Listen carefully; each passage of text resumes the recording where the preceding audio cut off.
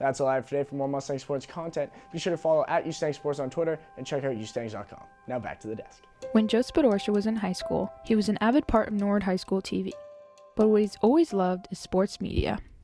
Good morning, Mustangs. I'm Joe Spadorcia here with your sports update. Today I'm here. When I was in NHS TV, there was this thing called Mustang Sports that kind of had quieted down in terms of how much content was getting put out. You know, that was something that I was interested in and something I wanted to do.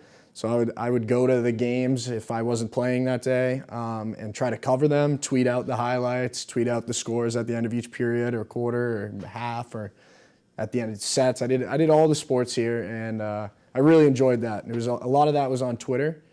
And so I kind of built that up, and then we started podcasting and interviewing athletes, and yeah, that's kind of how it started at Norwood High. I first met Joe growing up playing hockey with him. We knew each other in instructional, like 3-4 years old. Staying true to his roots, Joe showed a lot of success at Norwood High through the sport of hockey.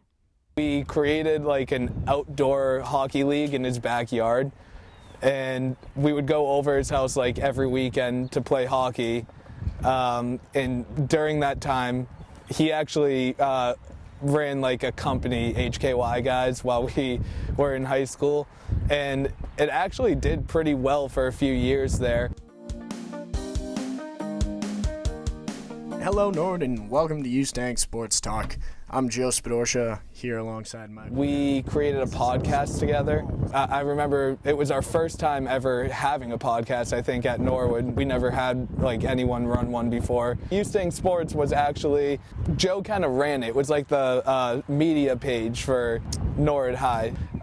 The Twitter was really good for that because it kind of got the fans involved, I feel like, a little bit more. I remember we ended up having like bigger crowds at every game. It was a pretty cool thing that he kind of did. When it was time for Joe to make plans after high school, it was hard at first, but then he received an opportunity that he could not fly over. I was kind of on the fence about whether I wanted to go to college at all, and I only applied to like 2 or 3 colleges, and I toured one of them with Trisha Brown, who's the women's basketball coach at Stonehill. She's from Norwood, and she had seen what I was doing with Mustang Sports, and she offered me a position kind of doing what I was doing for all of the athletics at Norwood High, but specifically for the women's team at Stonehill. So I got to cover them and do their game day graphics and go to all their practices and take photos and videos, and I had a lot of fun with that. And it went like... I started with the women's basketball team, and I traveled with them for almost a full season, I should say, because by the time the NCAA tournament came around, they had won the conference, and we had traveled to Garden City, New York to play the East Regional, the NCAA, what's known as March Madness. It got canceled while we were there because of COVID.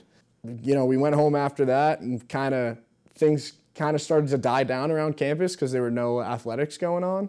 So I decided to, start my own project, and that turned into the Stonehill version of Mustang Sports, which was called the Flyover. I started a sports broadcasting club there, and we called it the Flyover, and then, it was covering all the sports just like I was doing here, but at Stonehill.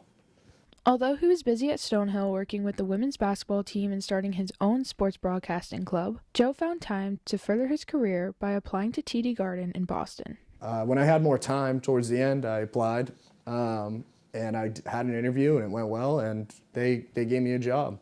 I'm a camera operator, primarily. I was hired as a camera operator, but most of the time this past season, I operate the lights. So for Bruins games, I have, I'm the one who turns the lights on that light up the ice as soon as they score goals. I turn the lights off in the pregame and make sure that they run during the intro, the open that they play. And I shut them off at the end of the game. Joe's passions took him from Norwood to Easton to the big city of Boston, but his feet will always land where his journey started, in Norwood, Massachusetts. Touchdown of the game. Yep. Here we go downfield. We'll listen in.